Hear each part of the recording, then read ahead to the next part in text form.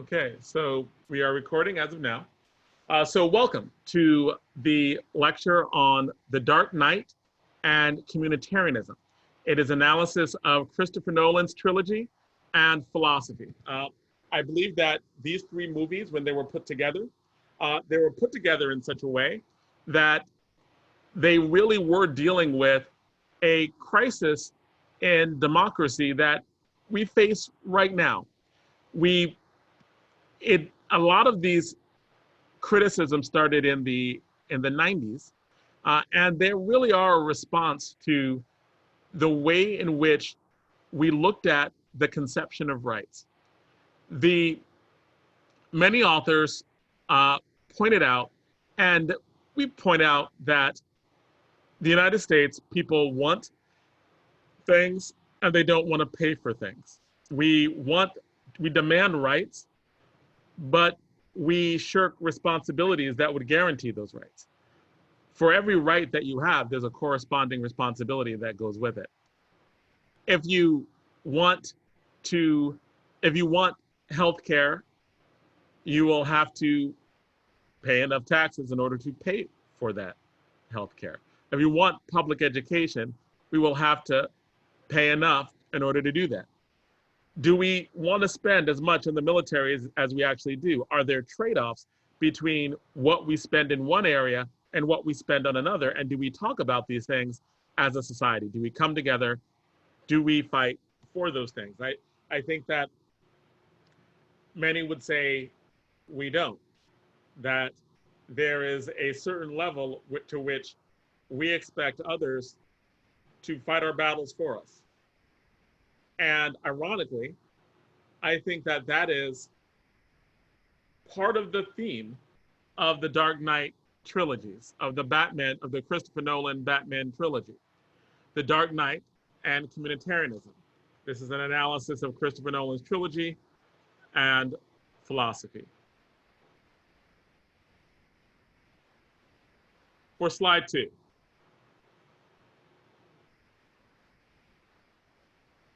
The goal. The goal of this, wait. All right. Nope, we're not doing that. We're stopping. All right. So,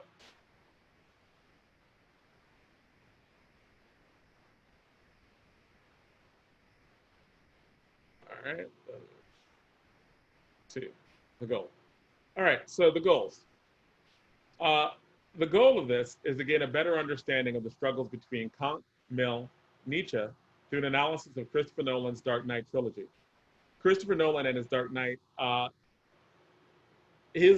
resolved the battle between these philosophies with Alasdair MacIntyre, Michael Walzer, Michael Sandel.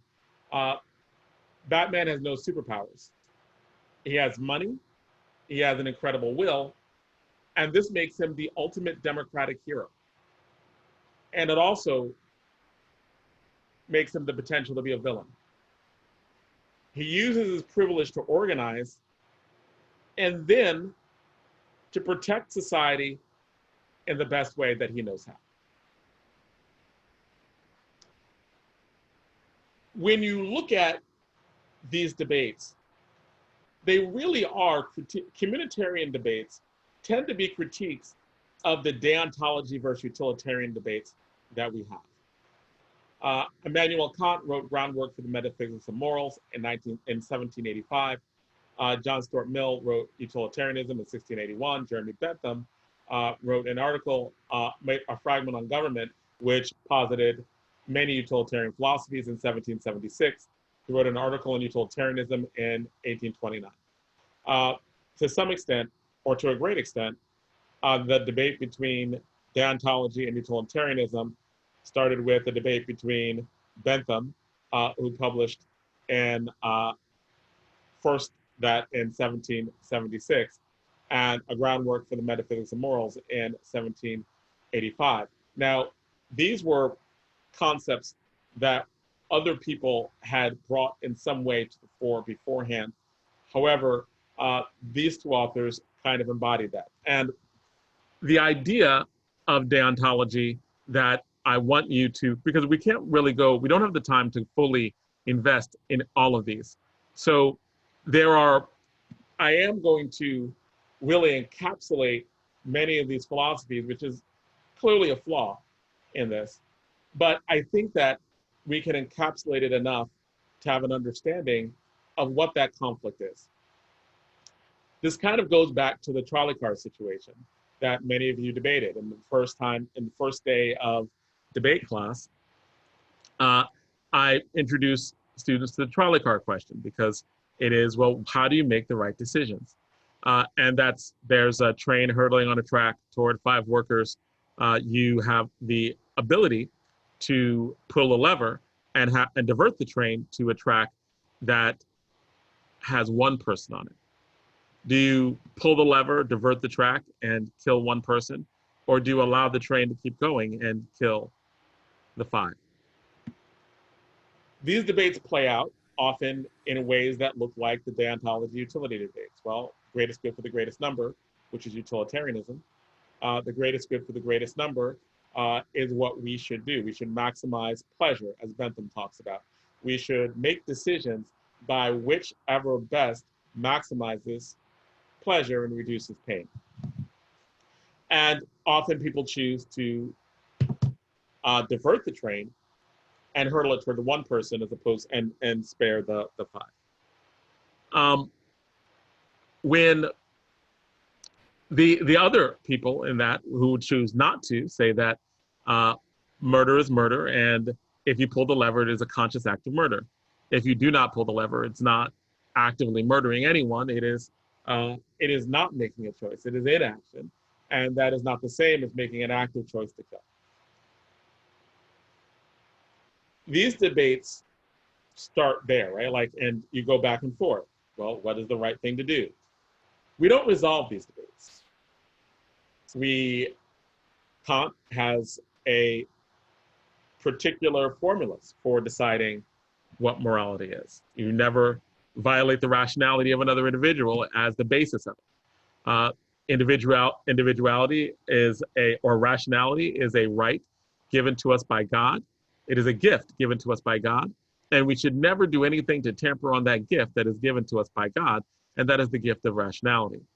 And that we should not tarnish this gift of rationality with empirics, with things that happen in the real world. We need to fully invest in our own rationality, which is that gift, and that gift is the way that we can talk to God and see His work and plan and determine what morality is. So through using pure reason, like as in A equals B, B equals C, A equals C, Kant is like, that is the way that we can garner and get to engage morality.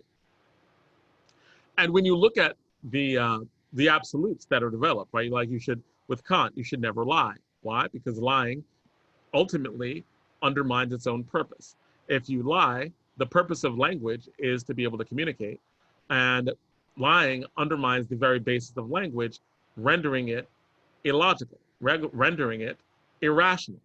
So lying is irrational because it undermines the reason why we have language. When you're looking at a question of, when we're making these decisions, we realize that Batman actually pulls from both of these at various times.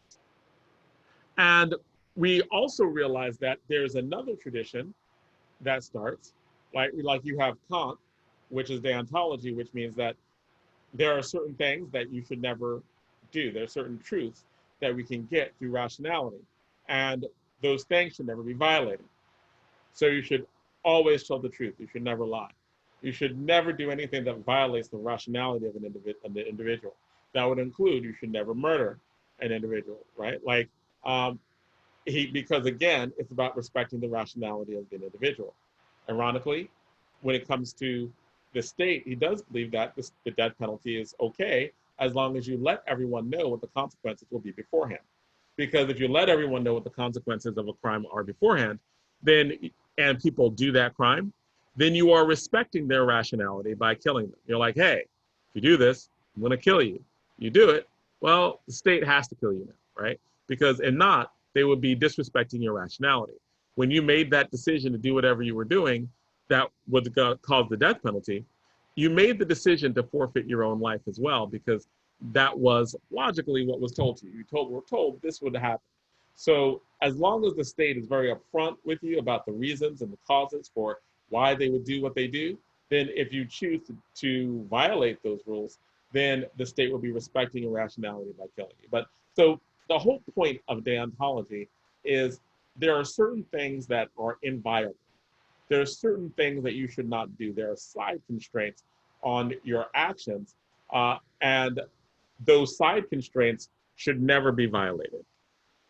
Hence the trolley problem, where you wouldn't pull the lever and kill the individual. Jeremy Bentham and John Stuart Mill, or utilitarians, would say do the greatest good for the greatest number. And I'm not going to get into the difference between act utilitarianism, rule utilitarianism, but I would suggest going toward those. But I would say that when you're looking at the greatest good for the greatest number, that is the way in which we often make decisions now in our own lives and in society. Like how do we sacrifice some for the sake of the many? And really it's a combination of the two, because we have an idea of rights, and rights are side constraints. You don't torture and as a side constraint. But we see during the Iraq War, we kind of changed, before that, like after 9/11, then some of those things were changed. As in, there were times when we were like, okay, maybe we need to think about whether we should torture or not in the Bush administration. And those debates were had. The side constraints, right? The debates that we have between utilitarianism and deontology are when should those side constraints happen? The classic ticking time bomb example.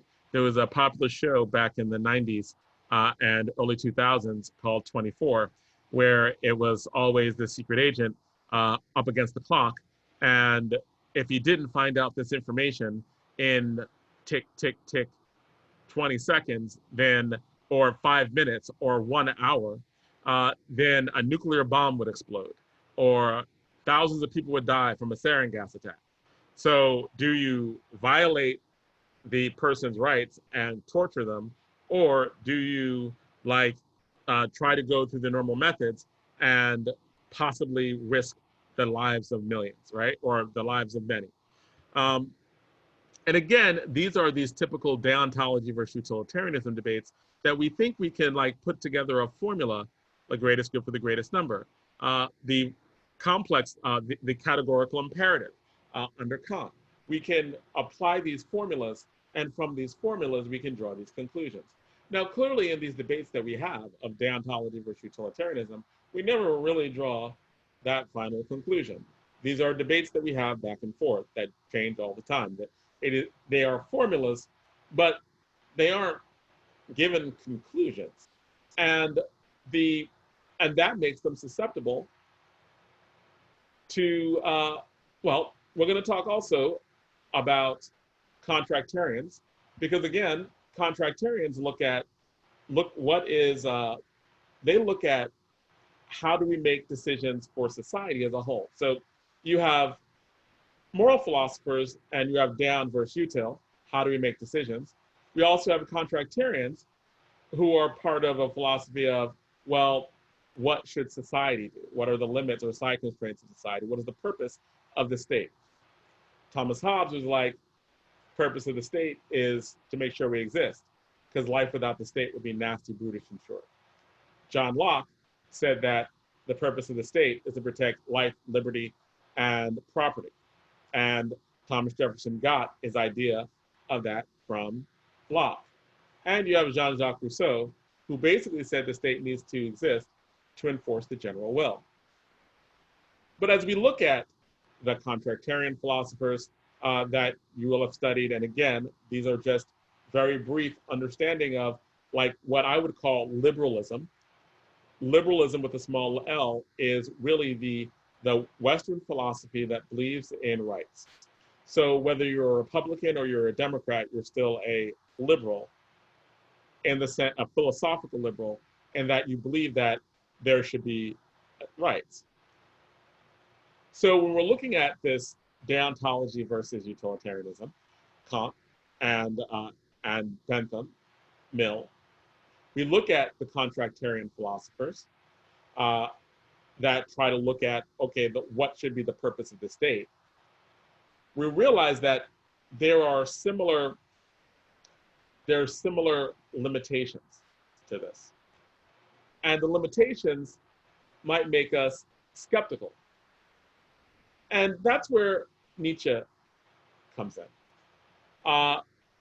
Nietzsche is a character that is in all of these Batman movies. There's always a Nietzsche character, and there are characters that deal with the limits of liberalism, the limits of this conception of rights that we have, this conception of down versus util within these debates.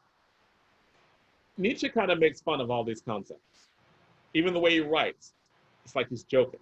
It's like he is making fun of us thinking that we've come to truth in a formula, that we can have the categorical imperative and come up with morality, that we can look at the greatest good for the greatest number, but what does that even mean? How do we even determine what's good? Who determines that? And ultimately, it's like, when we have these formulas, we simply start with our conclusions. We're not coming up with anything about truth. We're actually just making it all up. Our understandings of right and wrong are fictional. They are made up. They don't represent truth. When you go back to the trolley car example, and you go back to, like some of you are like, okay, of course you pull the lever and you save the 5 people. And you save the 5 people because the greatest good for the greatest number of people. But then when you're given an example of, say, Michael Sandel gives this example, and I recommend, if you're interested at all in the different works of Western philosophy, that you look to Michael Sandel's course on justice. You can find it online. There are a series of different episodes, and each of the episodes looks at various moral questions and philosophies that are attached to that. He looks at the trolley car example, and then he talks about, well, you looked at greatest good for the greatest number, which most people conclude it should be for the greatest good for the greatest number in the trolley car example. But then when you look at the fat man on the bridge, then you're like, the example is really, really huge dude on a bridge. If you push him off in front of the trolley car, then the trolley car stops. Would you do that, or would you let it kill the 5 workers? People who would have pulled the lever for the kill the innocent person, a lot of them were hesitant about whether you should push the fat dude over the bridge to gruesomely stop the trolley car. Maybe it was the idea of physically pushing someone. Maybe it was the idea of sacrificing a fat person, right? That's kind of, seems like a little ableist, right? Like, seems not right. Maybe all these other cultural connotations got into where one was acceptable, pulling a lever and killing an individual to save 5. A lot of people were more hesitant about pushing someone over. The same thing with the example of the body parts. Again, it's another example where a doctor has 5 patients, and one needs a heart, one needs a lung, one needs a liver, and 2 need kidneys. All of them are going to die unless they have an organ donor. And somebody really healthy walks in off the street for a checkup.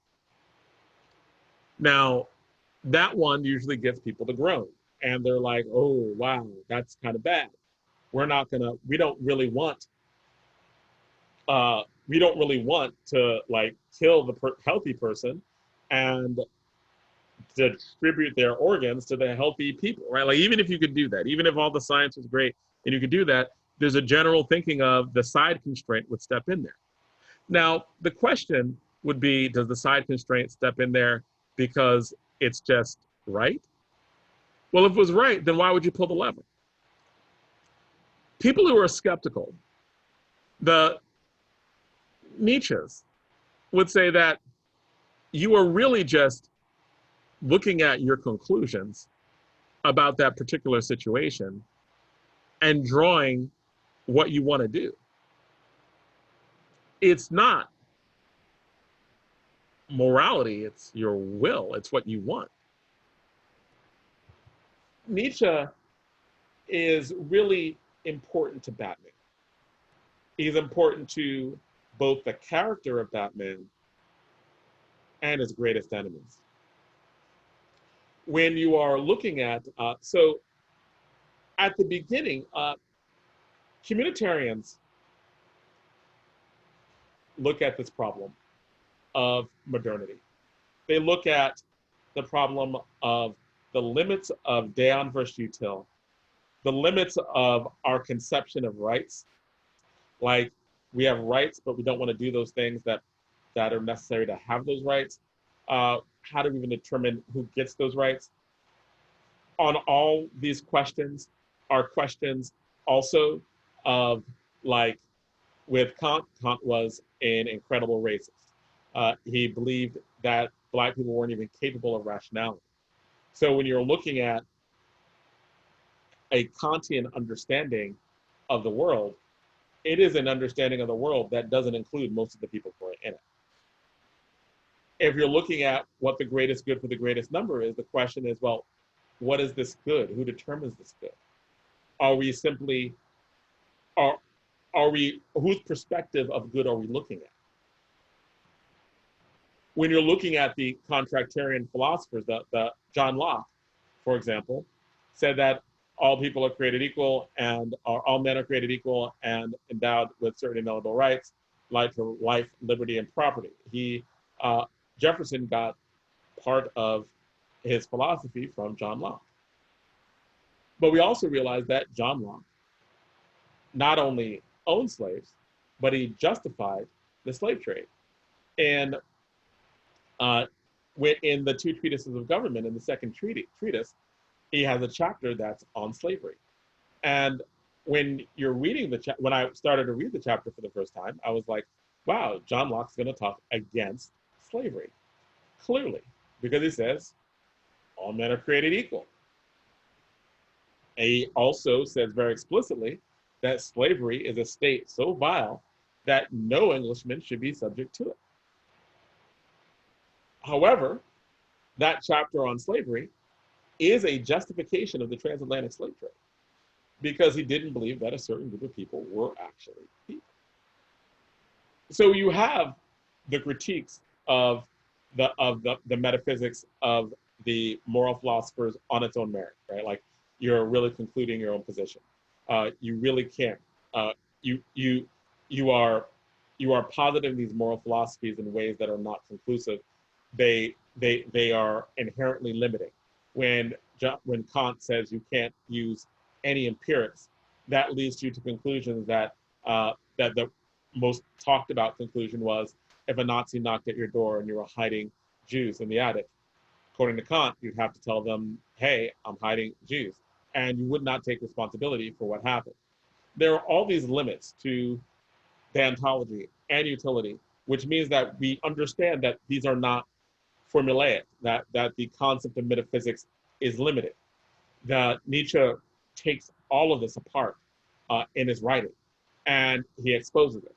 And he goes further, is like, everything that we're looking at that's good and evil is made up. Your idea of God, your idea of religion, they're just stories. He jokes about it to the extent of, like, look, your God is old and you have and you believe in one God. Cool. I believe in a God that's older, Zarathustra. Ha, he's better than your gods.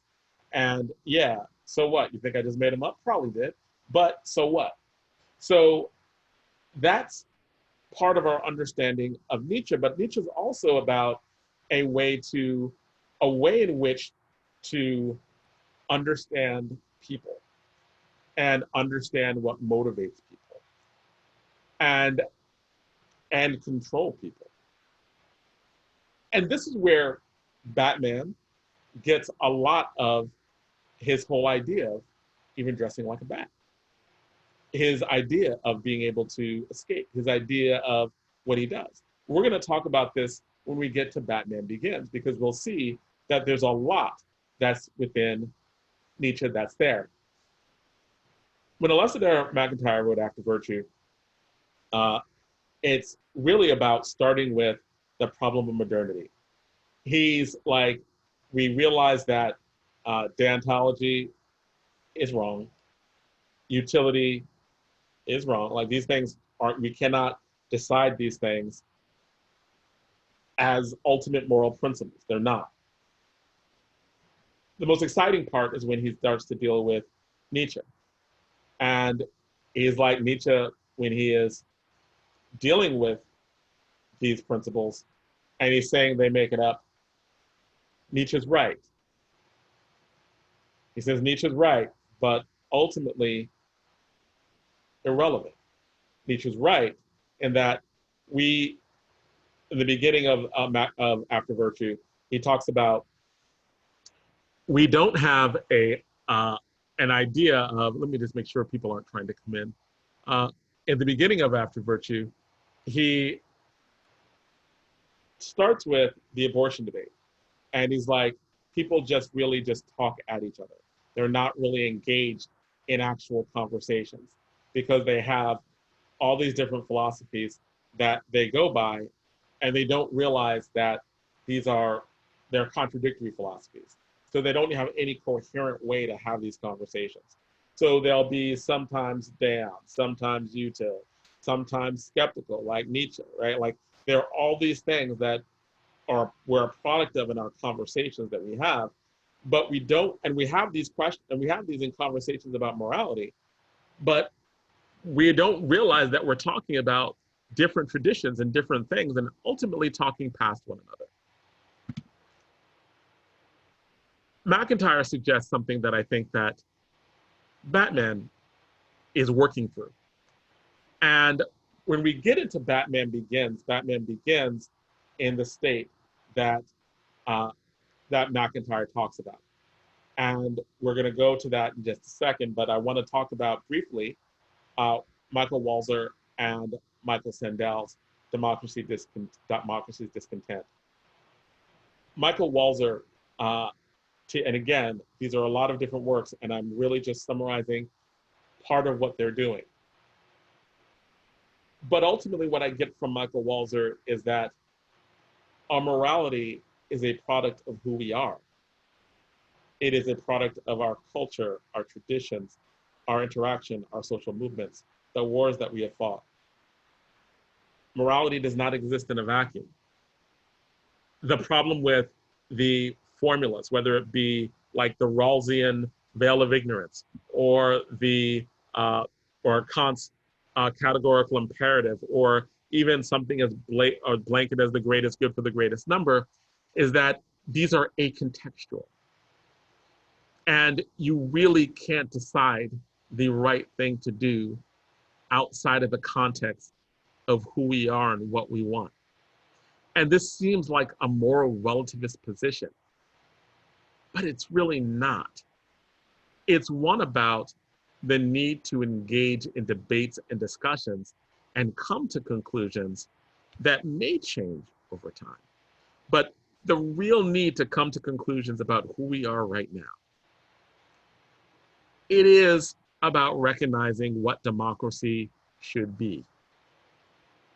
Michael Sandel talks about this concept that gets right into the Batman and Democracy's Discontent of civic republicanism. All of these writers are dealing with democracy and the limits of democracy and how we account for them. We don't want to just say, oh, majority rules and that's right. It's more complicated than that. Because we know majorities could support slavery. Majorities could support all kinds of nasty, horrible things. It's about understanding what we have to fight to agree on. Like, we have to engage in a series of conversations. We have to have communities of like-minded people and come to certain conclusions. Michael Sandel is like, that process is about civic republicanism. And by civic republicanism, and again, that's a small r, it's there are people within society who need to step up and do what is best, not just for themselves, but for others. So those of you who have, if you have more money or more time or more knowledge, then you need to speak out within society and help formulate what these rules would be, but not for you as an individual, but being concerned with society as a whole. And this kind of gets us into Batman Begins.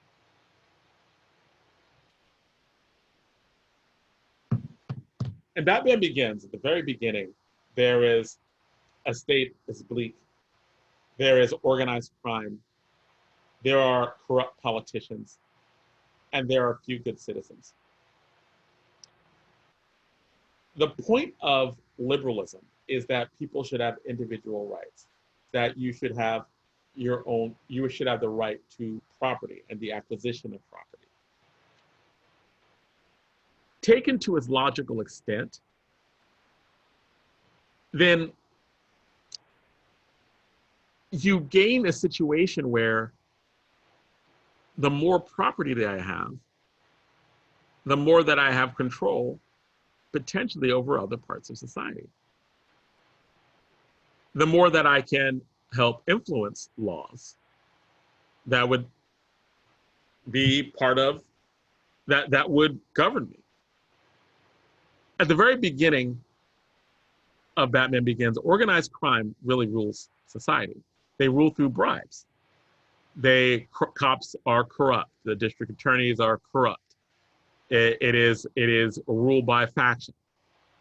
And again, it is part of the crisis of liberalism of, if I believe in property rights and I believe in this individual rights, there is, taken to its logical end, the law simply becomes an impediment to my ability to acquire property. If I want to sell drugs that hurt people, I just need to convince the right people that I should sell those drugs, and I could do things that actually hurt society. I can pollute. I can do all kinds of things that are actually corrupting. I can, instead of being a corner drug dealer, I can be a pharmaceutical company.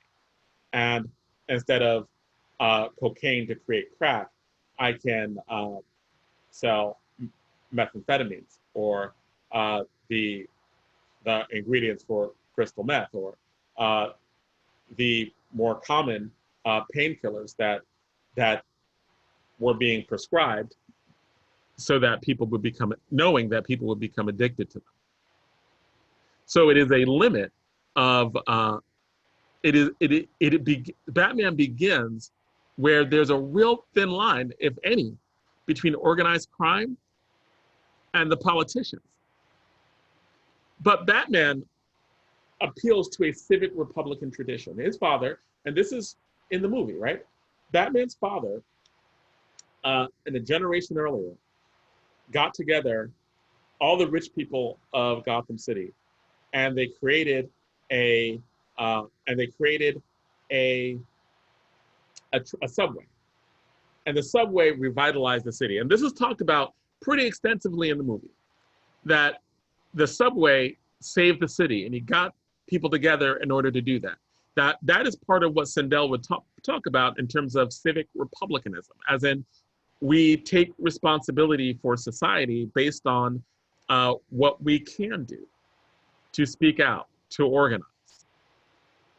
And Batman in Batman Begins is the beginning of an organizer. He learns a lot from Nietzsche, because the Nietzsche character in Batman Begins is Ra's al Ghul and the League of Shadows. Henry Ducard, who is actually Ra's al Ghul, says to Batman, "You travel the world. Now you must journey inwards to what you really fear. It's inside you. There's no turning back. Your parents' death was not your fault. Your training is nothing. The will is everything. if you make yourself more than just a man, if you devote yourself to an ideal, you become something else entirely. Are you ready to begin? This is the way Batman seeks to engage a corrupt society. In Batman Begins, you have the Batman he always keeps one level from deontology. Batman never kills. Batman has a side constraint. He believes that, and it's rooted in democracy, because he believes that he can help the police. He can help individual citizens. But there's an important line that he draws, that he can never be judge, jury, and executioner. The law has a system. He has to respect that. And he cannot be an executioner and be part of a democratic society. Ultimately, Batman believes in democracy. And he believes that it is his role to help democracy function better. Communitarians believe in civic organizations, as in the PTA, the Girl Scouts, Boy Scouts, right? Like your local mosque or synagogue or church. These are all civic, citizen organizations. These are essential to the lifeblood of a democracy. Alexis de Tocqueville writes about this as well early in America's history, about the importance of these organizations. And it seems like communitarians take that and they're like, this really is the embodiment of who we are. And because in these civic organizations, what do? We often debate and discuss about what the right thing to do is. That is part of how we form the character of our society. But we also have to remember, civic organizations also include the Klan. Klan is a civic organization. It is a citizen organization where they come together and they push their values out onto the world. So we're not talking about something that is, we're talking about things that are really always in play and in flux, and always in a fight with one another. And there are a lot of parallels between the way in which we need to talk and organize, and even what those limits are. But in Batman Begins, the crisis of philosophy is really just at the beginning, how do you organize? How do you take back? How do you organize with other people against a corrupt society? Even one of the minor villain inside of Batman Begins is the Scarecrow. The Scarecrow scares people. He rules through fear. He's an organized criminal, but what is there that perverts, destroys, undermines a democracy more than anything else? Fear. You make people scared enough, then the building blocks of our society fall. Our understanding of freedom, we give it up. The Patriot Act passed after 9/11. The torture memo passed after 9/11. Those things that we say are sacred, fear distorts that. We deal with, like, the Klan, or like how they function. Mexicans are rapists and drug dealers. They send us their worst. They are going to kill you, rape you. Black people, they're going to kill your woman. You need to be scared of them. The concept of fear is what undermines democracy. And that is one of the villains inside of Batman Begins. And so Batman uses his wealth, uses his money, but more than anything else, he uses his ability to gain allies. Sergeant James Gordon, an ally. Assistant DA Rachel Dawes, an ally. There is ally in a fight against the corruption of society. James Gordon to try to take black to the police department, and the assistant DA Rachel Dawes to be able to affect changes in law and deal with things from the DA level. The end of Batman Begins is real interesting because the hero isn't Batman.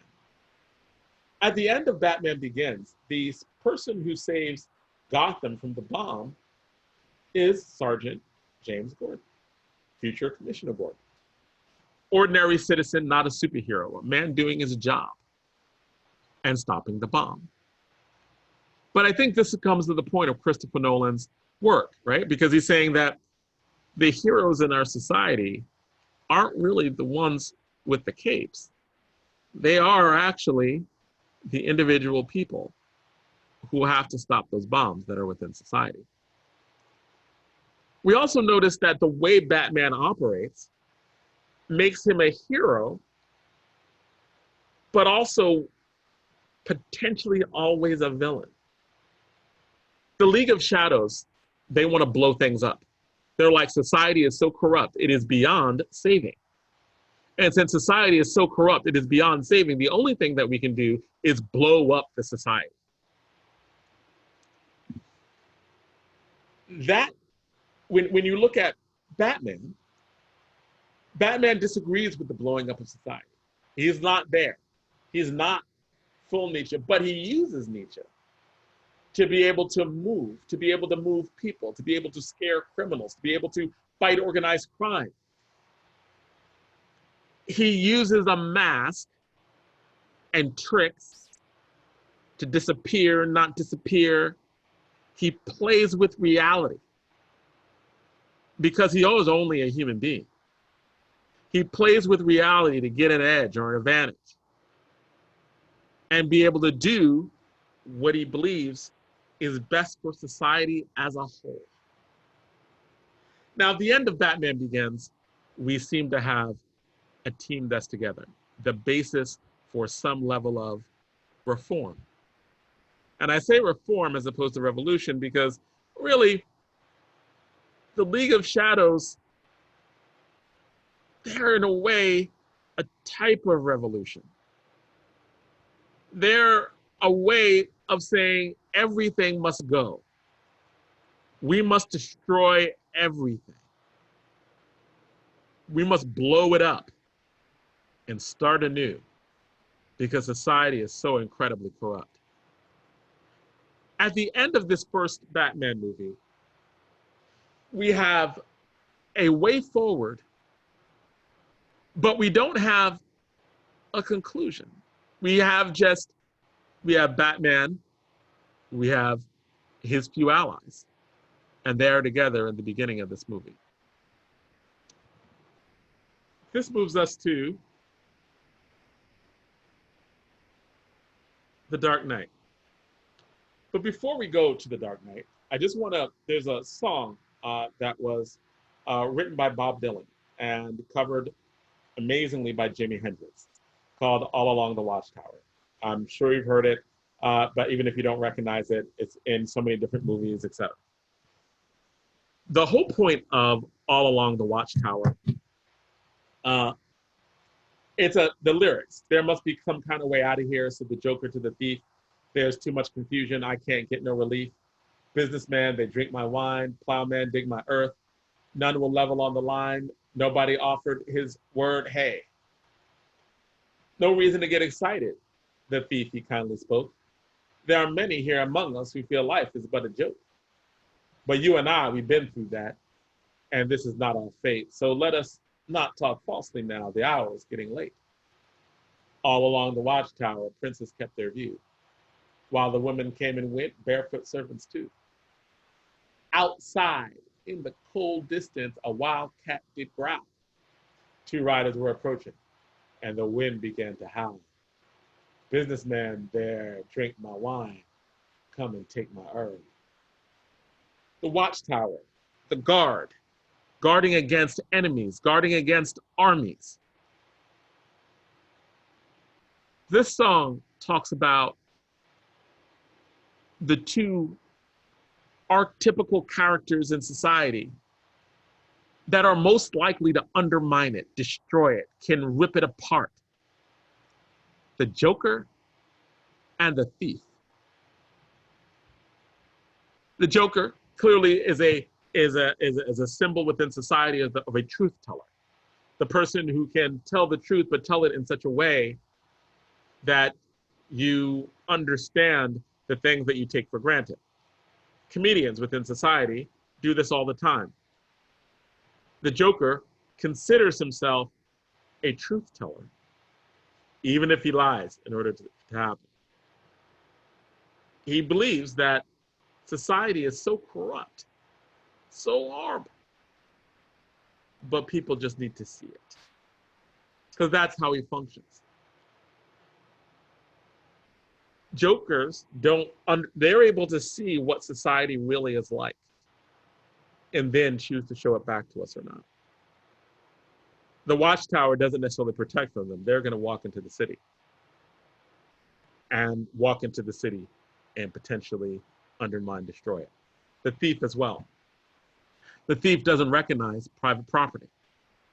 The thief understands, like Jean-Jacques Rousseau said, the real founder of civil society is the person who fenced off a plot of land, called it his own, and found people stupid enough to believe him. That understanding of property, like property is made up. Like we say, I have property, but it's a fiction. It's not real. Money's not real. It's real because we believe it's real. Owning a piece of land is a fiction. We made it up and we enforce it by law, and we kill people who don't respect the fiction of property. We put them in jail. We call them thieves. So I don't think it's a coincidence that Christopher Nolan in the second movie and in the third movie featured a Joker, the Joker, and a thief, the Catwoman. Let's look at the Dark Knight introduction. Can everyone hear this? Can you hear this? No, I don't think I can hear it. Did you hear anything just now? No, I can't hear. I don't think you're sharing computer. I'm sorry? I think if you share computer sound, then you might be able to hear it. When you share screen. If I share, bottom left, I'm sorry, you said share. computer sound. And where is that?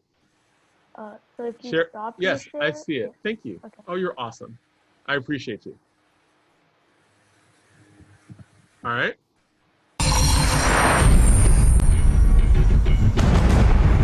Can you hear now? Yeah, the music is so intense. Okay. Three of a kind. Let's do this. That's it. 3 guys, 2 guys on the roof. Every guy gets a share. 5 shares is plenty. 6 shares. Don't forget the guy playing the job. He thinks he can sit it out and still take a slice. I know why they call him the Joker. So why do they call him the Joker? I heard he wears makeup. Makeup? Yeah, to scare people. You know, war paint.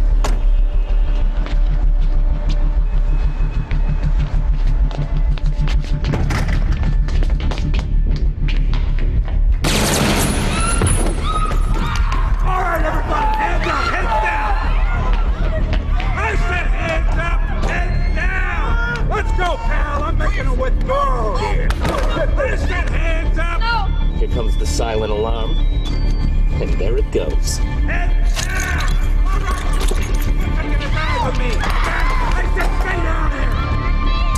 That's funny, it didn't dial out to 911. It was trying to reach a private number. Is it a problem? No, I'm done here.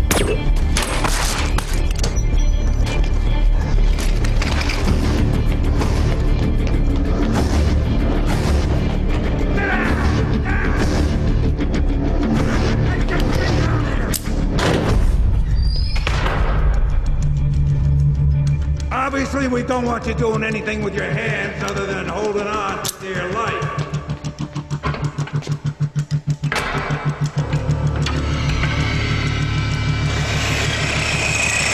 On the ground! Stay on the ground! Nobody make a move! Nobody! Stay down!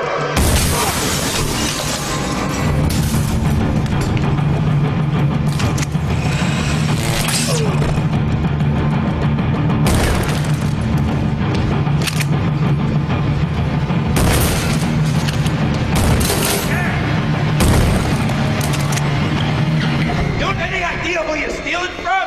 You and your friends are dead! He's out, right?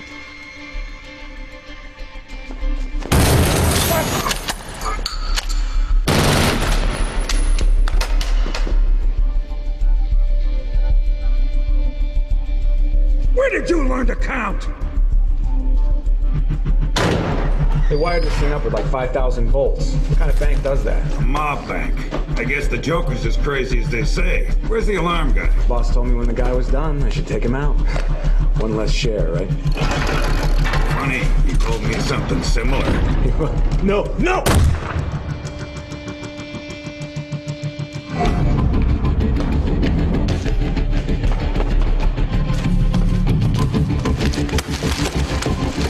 That's a lot of money. If this Joker guy was so smart, he'd have had us bring a bigger car. I'm betting the Joker told you to kill me as soon as we loaded the cash. No. I killed the bus driver. Bus driver? What bus driver? School's out. Time to go. Guy's not getting up, is he? That's a lot of money. What happened to the rest of the guys?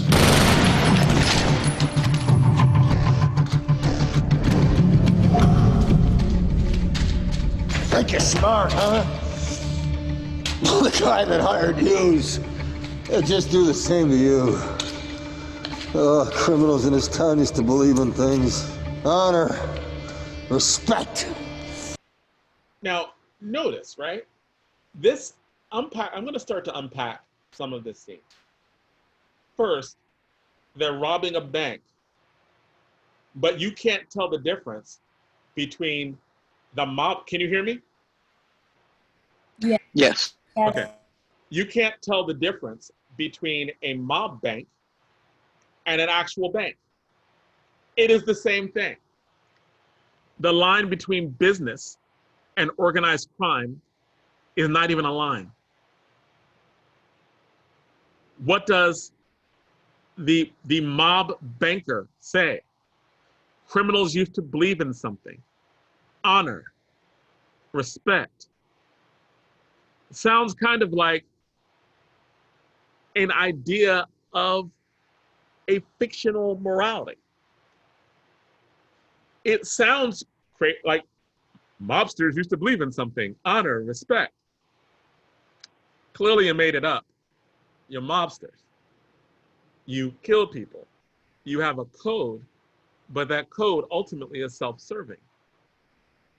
He believes in this code. The Joker clearly does not. He is a confrontation to this.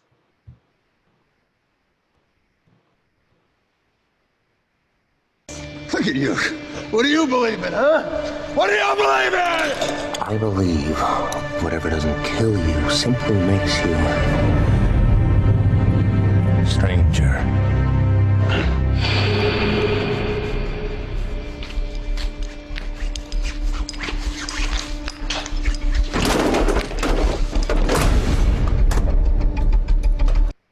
So whatever doesn't kill you makes you stranger. Clearly, Nietzsche is known for saying whatever doesn't kill you makes you stronger. The Joker, at his introduction, Christopher Nolan is drawing a direct line between the Joker and Nietzsche. And it's not without reason. The Joker, he is a truth teller of sorts. If you notice in this scene, what does the Joker do? The Joker, wait, hold on.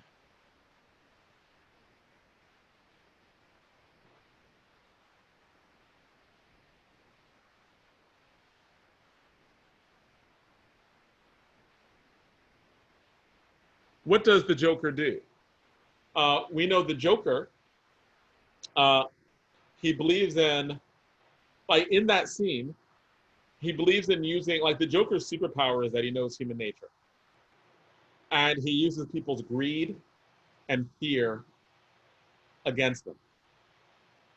When you're looking at the slide with the Dark Knight Rises.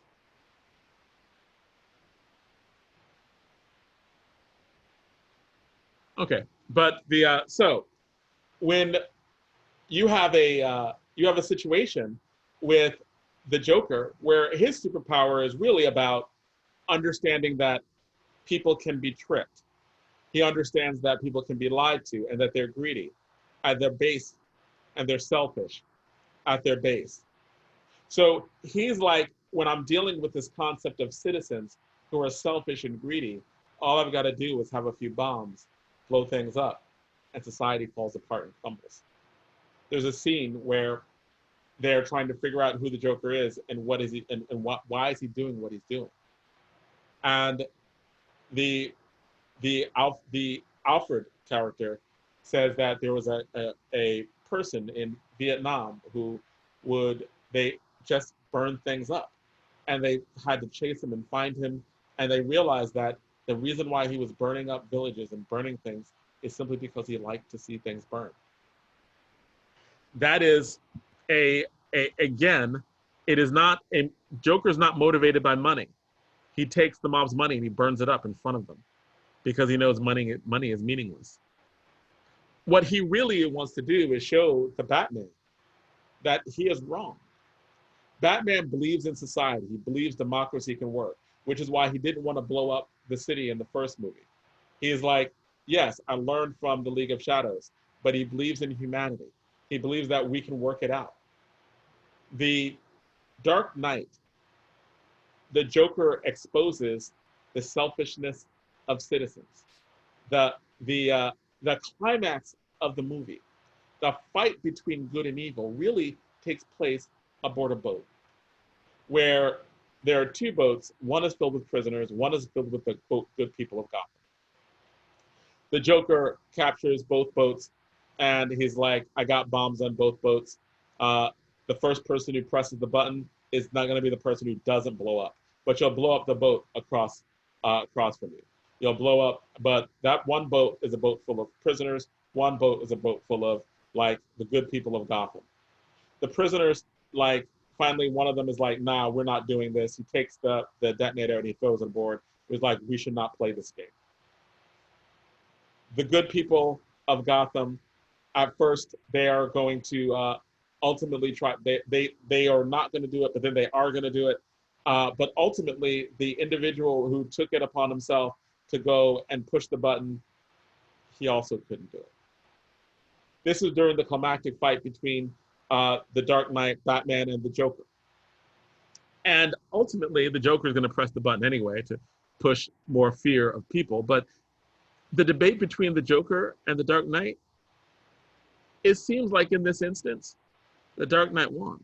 Not because he fought on the battle, right? Not because he beat the Joker up, but because his belief in human nature turned out to be right at that point in this movie.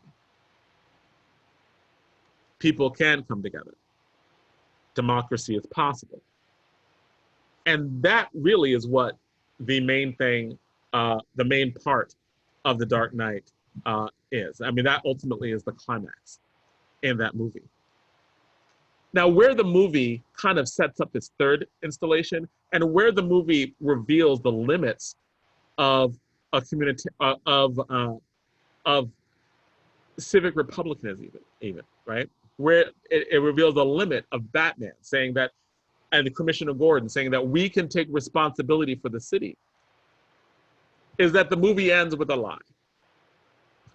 Harvey Dent, who was this hero prosecutor, who was a person they put out as a hero, turned out to be scarred and turned out to be two-faced, turned out to be, and believe it or not, a politician who was two-faced, right? I think that that's part of it as well in terms of what Christopher Nolan is doing in The Dark Knight.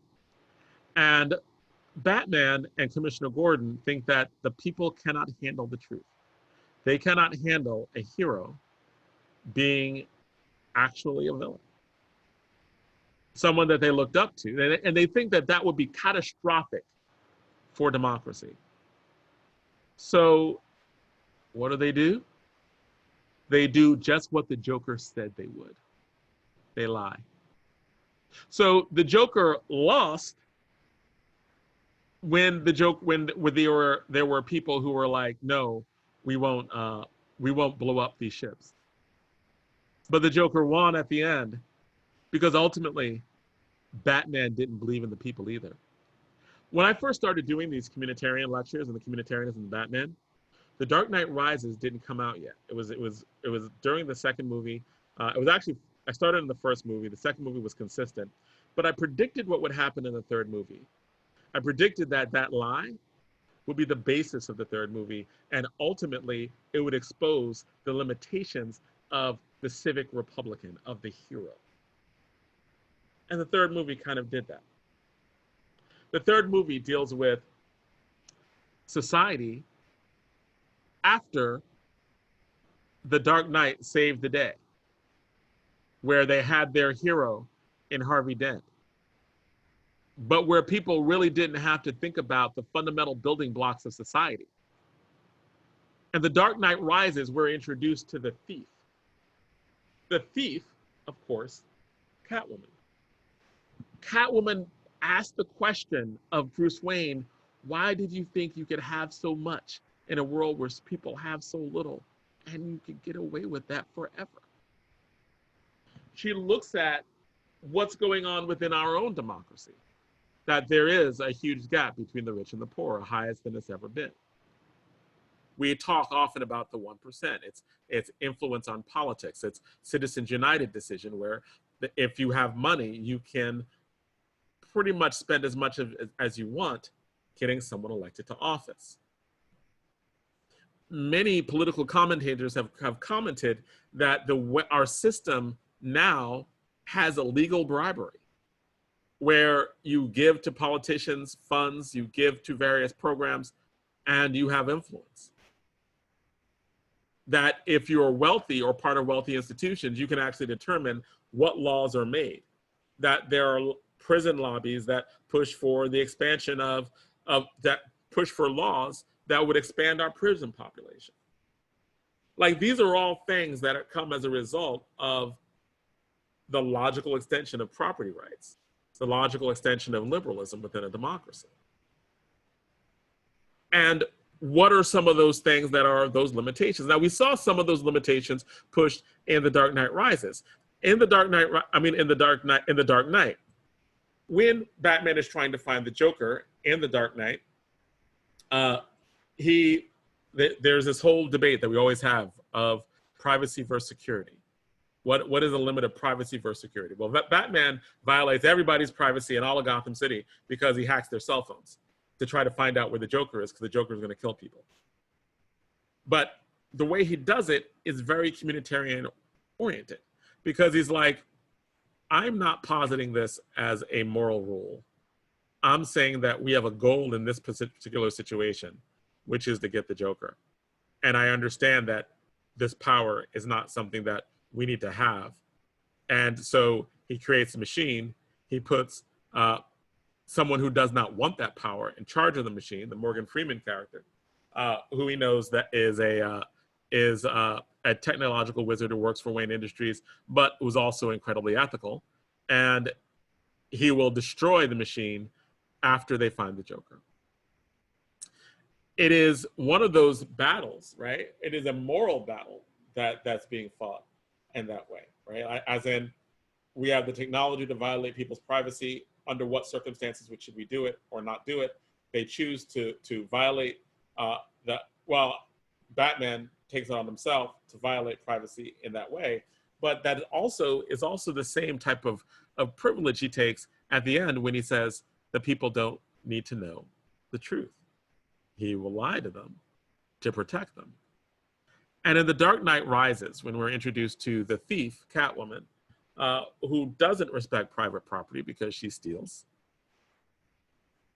but not a villain, right? Like not a psychopath. She just doesn't respect private property. And is posed in that character that, again, like the Joker, except for the Joker is a psychopath, right? But one that questions society, that understands what society is built on, not built on, and acts accordingly. The League of Shadows is the Nietzschean character in there as well, as Bane and Ra's al Ghul's daughter. They are represent the League of Shadows, which is also the Nietzschean character, which is blow it up. And their solution is, hey, we need to blow it up in the third movie. And blow up Gotham with a nuclear weapon. But beforehand, they're kind of playing with a little experiment to see what happens. Just because.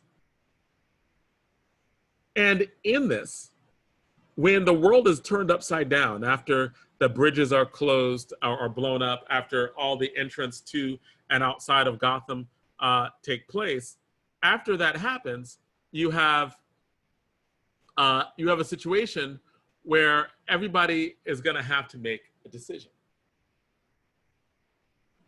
Batman is a superhero, but Batman is taken out for a lot of the movie. Batman is wounded.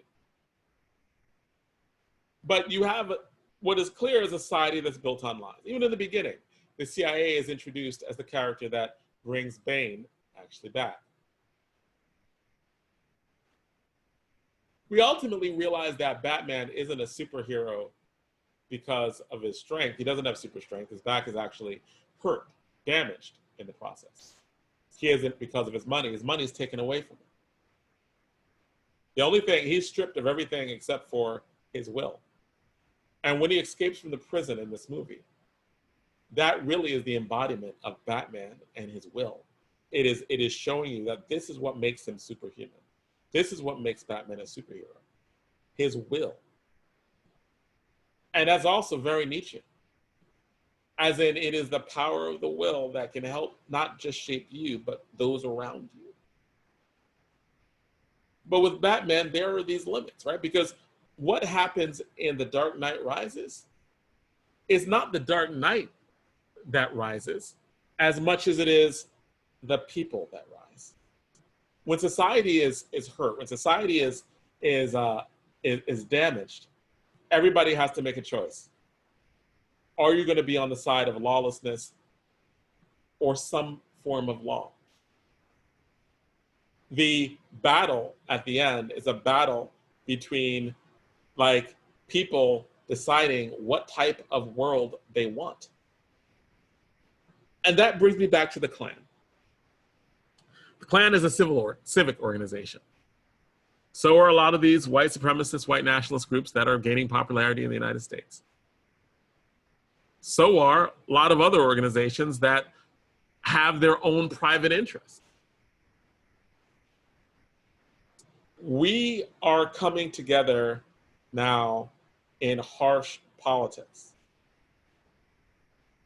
If The Dark Knight really is a warning, if we cannot come together through politics, the only solution, the only way we come up with what is the right thing to do is by killing each other.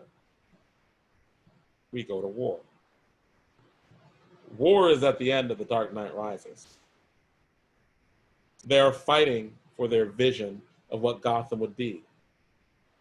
They cannot agree, and not everyone can share that vision. We either will figure it out through debate and discussion. We will either figure it out because we are talking to one another and having hard conversations. Or if we get past the part of being able to have conversations, the only thing that's possible is death. That is ultimately why wars are fought. In coming toward the end of the presentation, I want to just bring this up to communitarianism and debate and how you can use communitarianism and debate. It really is about a goal and what is necessary to meet that goal. In Alston and McIntyre's After Virtue, he appealed to a principle of telos, T-E-L-O-S. And in it, he was like, we need to go back to the Greeks for this, for our understanding of morality, because it's not done with metaphysics. It's not done with some formula. We know that Nietzsche, although is right about his critique of metaphysics and his critique of the ways in which modernity has defined morality, ultimately is useless in coming up with a question about what should we, like, what ought we do? And how are we come together in this? Communitarians are like, we need democracy and we need to fight within democracy. Now, McIntyre is like, we need to fight about what our goals are.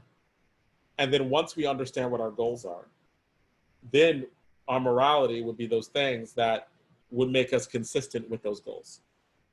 So if we want a school system and public education for all, we need to be willing to pay for it.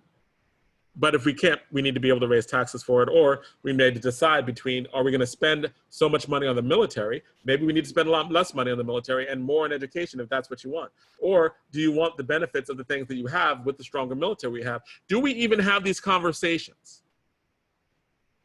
Part of the reason why there are many people who think that the draft should be brought back, because when there was a draft, we debated and fought over what wars we should fight. Now that there's no draft, we don't really feel anything when we go to war. It's just those people going to war, those people who quote, volunteer, go to war. And we don't really have any understanding of what those, and we don't really feel what those costs are. We go to the mall, we live our life, they fight the wars over there. We don't ever have to see anyone who is hurt from war. Having a stake in these decisions that are made, I think, becomes the point of communitarianism. It's the point, ultimately, of the Batman movies, right? Like, because at the end of the Batman movie, he flies away. Gotham no longer needs him. He needs to disappear. He fakes his death. He gets the bomb out of there. He was like, I can do this, right? He comes back. He helps with the fight. He gets the bomb out. And then he's like, the people who are here need to figure this out. They fought the war. They need to rebuild, and rebuild it in an image that the people actually agree on, the people actually want. So in debates, ultimately, when you're looking at a resolution, you have to figure out, well, what ought society's goal be, and then advocate for that. And then your ability to make that connection with the judge about, no, this is the goal. This is a goal. And then you can set up morality by, if this is the goal, then here are the things that are needed for this. And you can do that with every resolution. What ultimately is the goal of this resolution? What is the point? What do we want, either on both sides of the resolution? What do we want? And as a society, and then when you can conclude that, and again, these things are of course subject to debate. But debate is the process by which we find out what those things are anyway.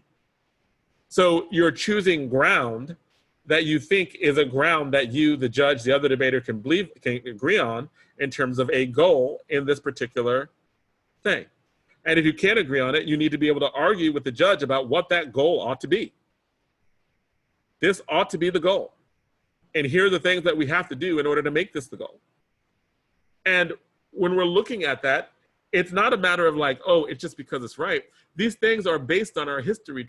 Like World War II, one of the reasons why the civil rights movement was able to capture uniquely imagination during that time period, I believe also had to do with it being post-World War II, where we fought, quote, the white supremacists. Nazis, white supremacists. White nationalists, those were Nazis. And up until recently, right, like the last few years, in public conversation, post-World War II, they were bad.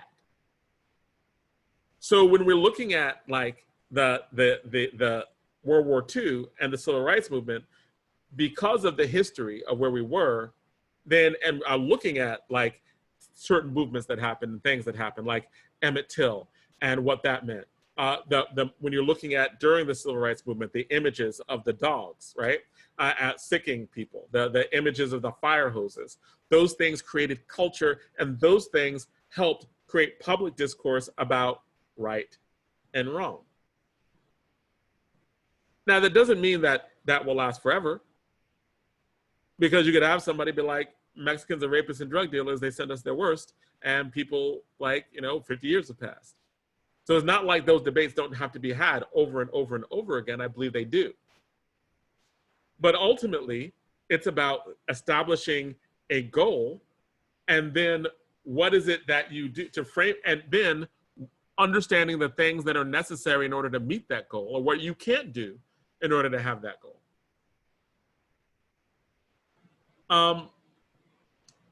I know we're running low on time, but are there any questions that you have?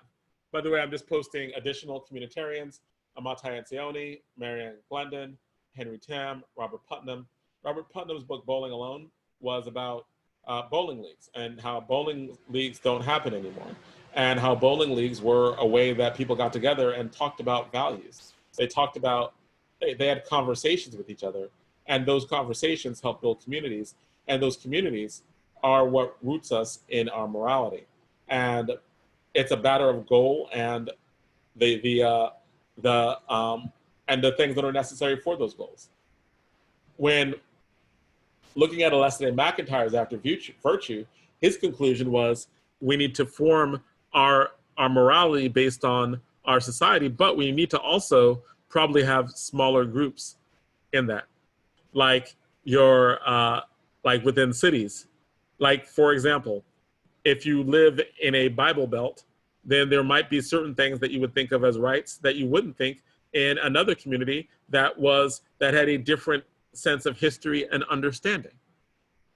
And a communitarian would be like, well, as long as you can leave the community and that you can fully participate in the community, like everyone needs to be able to speak, everyone needs to be able to participate, and everyone needs to be able to leave. And they can't be so big as to you can't leave.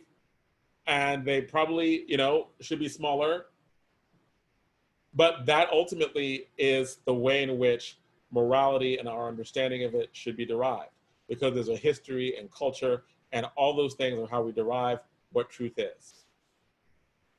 And when we can't decide that, when we can't do that, then you have the situation of The Dark Knight Rises, where there ultimately is war. So are there questions that you have?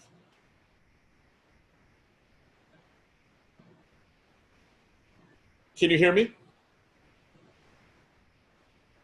Yeah, I was on mute. Yes. Are there questions that anyone has? No. So I'm going to start asking some of you to comment and to say, like, what did you learn? What did you get from this? Was this helpful, not helpful? Explain. So, Doan, was this helpful, not helpful? It was, like, I think it helped with, like, just, like, morality and, like, this talk of it. It's just, like, kind of opened my mind, kind of, In what way? Like, what did you open your mind to that wasn't open to before? I was kind of confused when I first read the title. It was just, like, The Dark Knight, and I was thinking, like, oh, it's probably, and then when I saw, like, the beginning of your slideshow, and it showed The Dark Knight, and then when we learned about all this stuff, like the poem and how you linked it in, and sorry. Okay. It just all right. I'm sorry? When you link things in and everyday things, like a movie that you watch and you think about the real meaning behind it, it's, like I said, it like opened my mind. So in other words, it forced you to look at the movie and think of it in a different way. Yes, yeah. All right.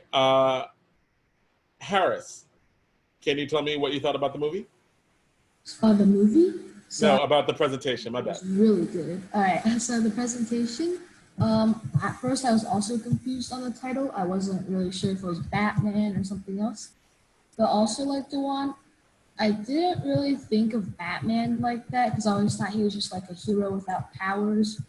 And like I always thought the Joker was just some guy who was like mental and had like issues. But then turns out he actually had like very legitimate reasons. It's kind of like the main villain from Black Panther. So also made me think very, very differently. But I'm a bit confused on the communitarians part.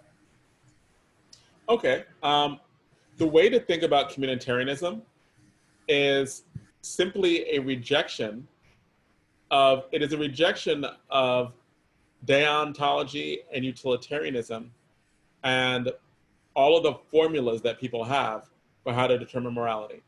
Like John Rawls has a veil of ignorance. Kant has the categorical imperative. Communitarians would reject all of this. They would say that is not the way that we define what morality is. We define morality through conversations. Like we have conversations with each other, and from those conversations, we generate a goal. Mm-hmm. That goal becomes the root of our morality. So the goal, what do we want in society? What is the goal of society? Then we have to ask ourselves the question, well, how do we meet that goal? The answer to the question, like what behaviors do we have to have in order to meet that goal? That's where we get the answer to morality. And that you can do with every single topic. But you have to interrogate, right? Based on our understanding of sanctions, what is our goal as a society? What is our goal in our relationship with other people? Then what do we want in our ideal with who we are? Then we have to answer the question, well, what is necessary in order to maintain that goal? So if we want a world in which the United States is dominating other countries and violating their sovereignty, then we have a morality that's consistent with that. If we want a world in which national sovereignty is recognized and respected, and that people within those nations are free to pursue their own interest in the way they see fit, then maybe I would not have those secondary sanctions. Maybe in order to have sovereignty, I need to leave people alone. But it's really about understanding what the goal of society is, or what the goal of society ought to be. What should we be fighting for? And then after that, well, then what is the way we meet that goal? Do we want a free public education? Well, if you do, then there are things that we have to do in order for that to happen. We have to raise taxes. We have to be willing to vote for larger budgets. We have to be willing to spend less on other things. Did that clarify your question some? About communitarianism, Harris? Yes. In what way? In what way did it clarify your question? So I honestly got a little confused on like the definition of communitarianism. It's like a combination between the other two isms. It really is more of, it is communitarianism is ultimately a democratic way of understanding morality. It is a goal-based democratic way of understanding morality. And because the definition is not simple, ultimately it follows a particular construct.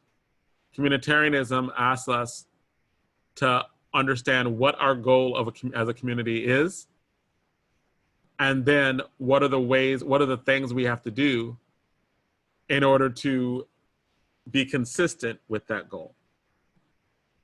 Now, that can be a framing mechanism in every type of debate that you have or do. And it sets you up for the debate, because in the debate, you're like, hey, this ought to be our goal of society, but this is our goal of society. Here are the things we need to do. These are the reasons why we affirm, because affirming here makes us be consistent with these goals in this way. If we don't affirm, then we're actually violating these goals in all these other reasons, right? So it's a very simple way to write a case. You would never use the word communitarianism in a case that you write. You would never say the communitarian philosophy, because communitarianism really isn't a philosophy. It's more like a process. As a process by which we understand what is moral.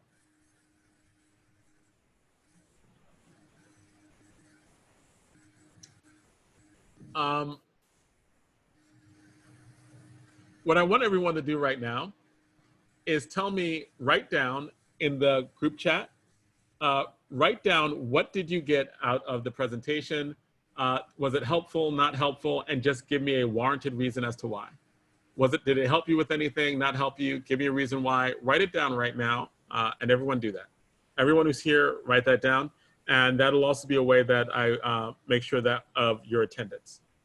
So everyone in the chat for this group, write down what you learned in the presentation. Was it helpful? Not helpful?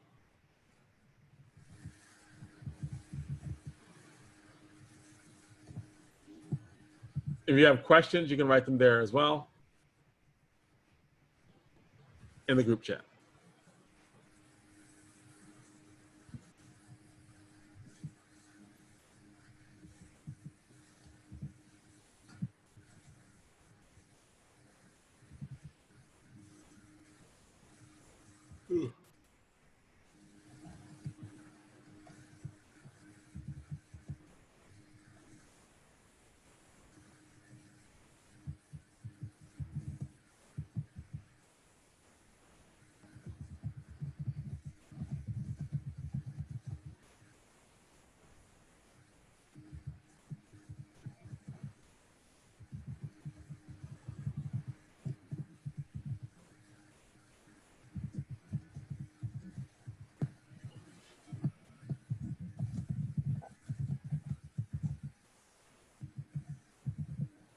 And Wyeth, you asked a great question. How do you determine within those conversations what goals are? That's what determines them, right?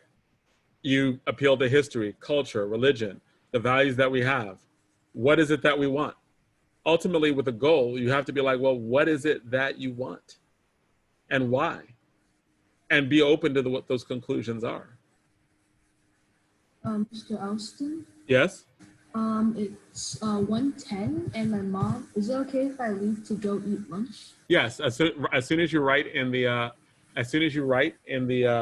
your response, you can leave. Okay, thank you. You're welcome. And that's true with everyone. I realize we just ran over, but everybody write in your response, and then after you write your response, you can leave.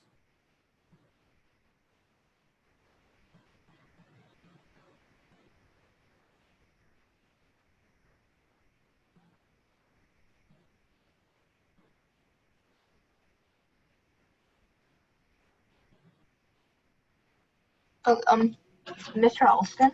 Yes?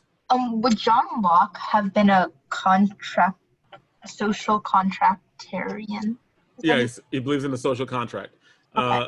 Yeah, so John Locke was his two treatises of government were all about what the social contract should be.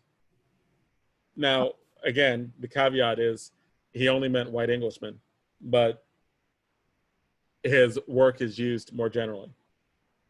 Okay, thank you.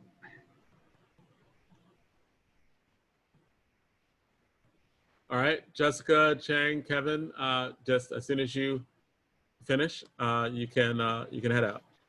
Okay, I wrote a question in the chat, but I'll just ask it right now. So could you write a K talking about how you briefly kind of went over how we could divide ourselves into smaller communities to like better organize and like achieve our goals? Could that be a K we could write for debate? I don't know if it would be a K, but if you're having a case, it could be like a K would be a critique of a particular thing. I think that ultimately communitarianism is about a structure. Yeah. So if you're saying that like, look, this structure that we're in is bad, we need to divide up into smaller units. But ultimately that is part of what we have now. And in the United States, we have cities, municipalities, we have states, we have federal government.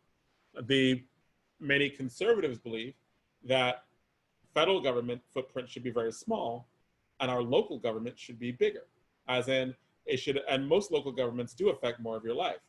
So issues of, and where it becomes tricky is when you're talking about questions of rights. Communitarians believe that everybody should have full rights within society because there's no way that you can participate and be able to come to those conclusions if you can't. So a prerequisite for everything would be the right to participate, the right to speak, the right to be within the mix. But after that, right, like what rules we have, like even something along the lines of gay rights, right? Like whether or not same-sex marriage would be a thing. Communitarians would probably default to the community. They would say everyone should be able to speak and advocate, But the actual policies, that would be what the community decided based on debate, discussion, history, etc. Religion, right? All those things would come into play. Communitarians don't shy from religion. They're like, yeah, religion's part of the conversation. Should have it. Thank you so much. You're very welcome. Was this helpful to you?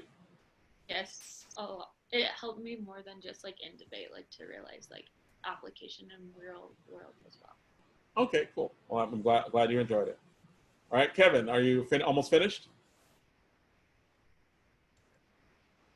Kevin, are you almost finished writing? Yes. All right. Did you post yet or not? No. Okay.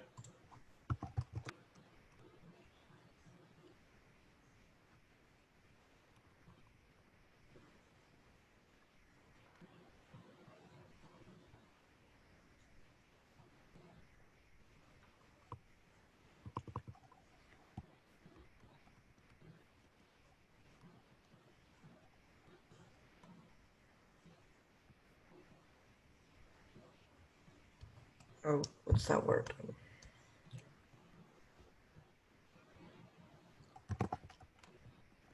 All right, Kevin, I'm going to get ready to leave in a few minutes, about a minute or so. Just stop sharing. As soon as I get this thing going, I will stop.